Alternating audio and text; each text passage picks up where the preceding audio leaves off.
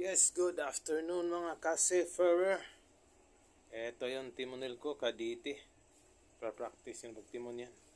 Ito, shipside naman tayo.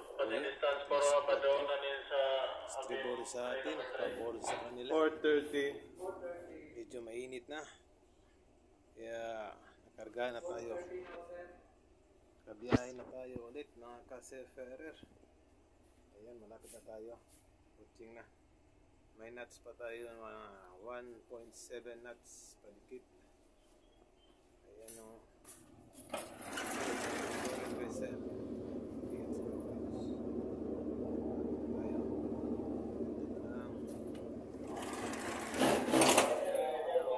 Mais naman yung panahon. Kaya, walang kumpiyansa. Ingat pa rin. Gabay ng ating Lord Jesus Christ. Nakadaon tayo ng maayos. Malayo tayo sa disgrasya. Yan, binibira na yung lubid natin na input spring. Yan sa foreign vessel. Konti na lang, kakalikit na rin tayo.